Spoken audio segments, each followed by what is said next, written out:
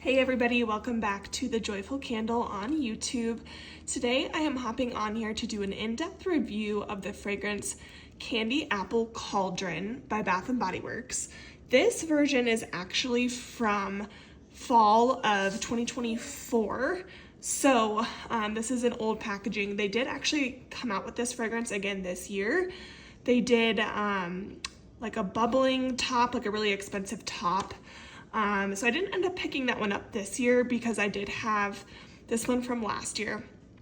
And I'm actually glad that I did not pick up anymore because as you guys will see when I go throughout this review, this one did not end up being my favorite. Also, if you guys hear my kiddo playing in the background, sorry about that.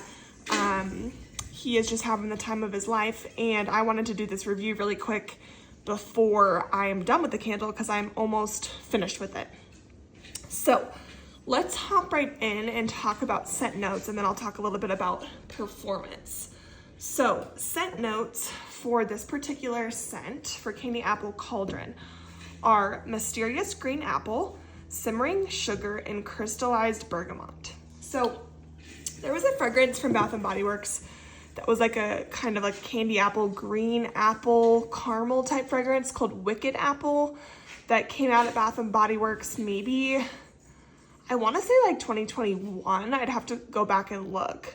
I really liked that green apple, like take on caramel apple, but with a green apple. That came out once and then never returned. I thought maybe this might be kind of a rendition of that when this released last year, but this is entirely different. This, in my opinion, is way more perfumey, kind of citrus, I think, with the bergamot that's coming through. So in my opinion, it's just, I don't prefer this scent as much. It's much more perfumey. It's much more kind of conceptual as opposed to the Wicked Apple. That was like it was basically a caramel apple, but with a green apple. So it was a little bit more tart. So all of that to say is I actually had two of these in my collection, and I think I'm going to get rid of the other one because it just has not been my favorite scent. Now let's talk about performance. And the other thing I was going to show you guys too is this particular packaging came with this like spooky lid. So I'd have to look and see, looks like the retail price for it was, this is crazy, $36.95. So I can guarantee you that I did not pay that much for it. I probably waited until there was like a good candle sale, like a $10.95 or $11.95 or something like that, and picked it up that way. But like I said, I'm gonna be decluttering or selling my other version of this candle. So let's show you here.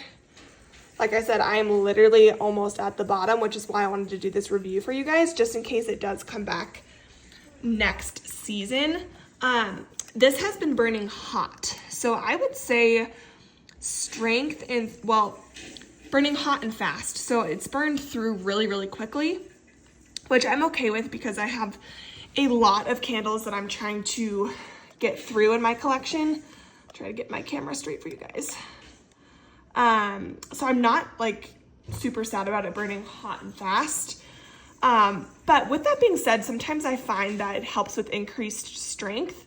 And I did not really find that to be the case for this one. So this one I would say was probably like a medium to high strength, more in the medium range, maybe like a throw of a 6.5 to 7. So overall, just not my favorite performance. I mean, it's burned perfectly. I don't really love this packaging, honestly. It's kind of weird. I think I liked this year's packaging a little bit better. It was like a little cauldron with like a bubbling lid on top. But yeah, anyways, all of that to say, you guys, I just wanted to hop on here and give you kind of my thoughts on this particular scent. I think if you like perfumey apple fragrances, then you might like this. I would definitely say it's a green apple, but you definitely get the bergamot and the sugar kind of mixed in. It comes across very, very perfumey to me. Not super, like it's candied like with the sugar in there, but it's not like a true candy apple.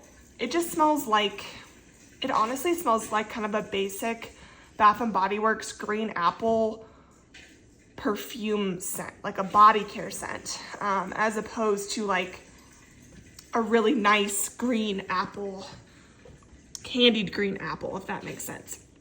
I would say that I liked this one on cold a lot more than I did actually burning. I feel like on cold you really get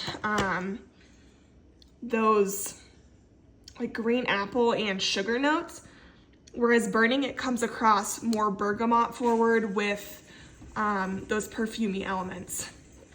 The other thing I was gonna say too is I have my other extra one right here, so I'll show you guys.